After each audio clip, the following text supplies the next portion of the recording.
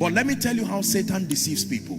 The moment you want to do business with Satan, he focuses on your desperation and your lust, not your passion. He wants to distract your passion for God. So the first thing he does is to examine your vulnerabilities. Weapons are fashioned. What does this person like? At this point, this lady is desperate for marriage. At this point, this lady is desperate for a child. At this point, this lady is desperate for increase. At this point, this young man is desperate for the prophetic. Since he had a dream that he was a prophet, all he wants is that mantle. Satan's attack will be fashioned around your desires. Satan will never waste his time creating a desire around something that does not connect to you, or an attack that does not connect to your lust. Are we learning now? If I am not hungry, if you want to tempt me with food, you are wasting my time and wasting your own time too. Are we together? Imagine that you bring baby food, what children eat, maybe milk and something, and you say, Apostle, I want to tempt you with this. I will look at you in pity. I know something is wrong with you, because that temptation cannot work, because temptation requires something from you to connect to it. Are we learning now? Many of us right now, you came for this conference, and the truth is that although you have the call of God upon your life, you are beginning to transact with this system, this godless system, and transact with the devil even without knowing. How do I know that? Because you are having a semblance of increase, but when we look at your life from a spirit standpoint, your spirit man is dying. From the day doors began to open as a man of God, you cannot remember having a personal retreat for God again, but your name is spreading far. I tell you, it is not breakthrough, it is an attack. That thing you call open door is an arrow. It is designed to destroy your life. Because a time, do you know, even the early church faced this temptation.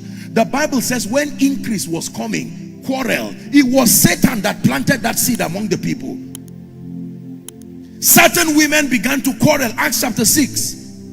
Look, they are victimizing us. The devil wanted to penetrate the apostolic community. He said, how do I come now? These guys are zealous, serving the Lord. How do we deal with this? And he said, you know what? Let's use welfare. Let's begin to plant bitterness. Let's begin to plant anger. Let's begin to plant jealousy. Is someone learning now?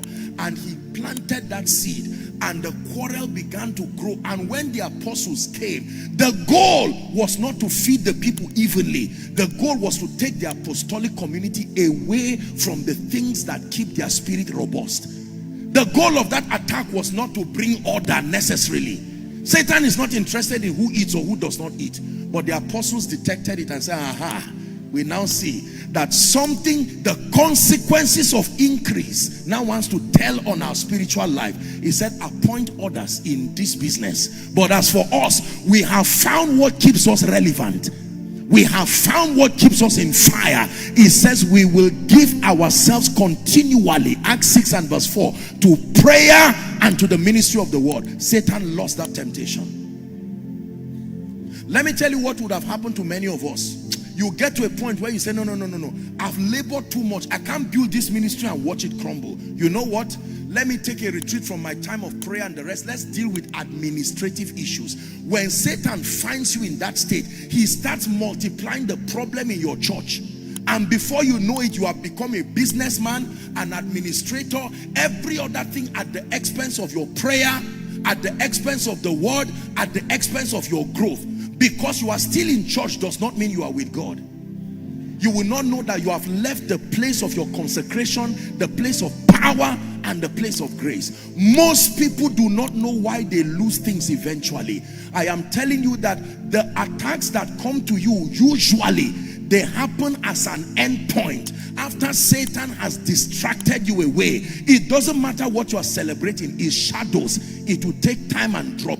That's why you find out a man can be in ministry for a very long time, supposedly doing well, but at the expense of his spiritual life. Satan does not mind your 15 years success. It does not intimidate him, because in 1 year, after he has laid hold on that which keeps you relevant, you can crumble in 1 year.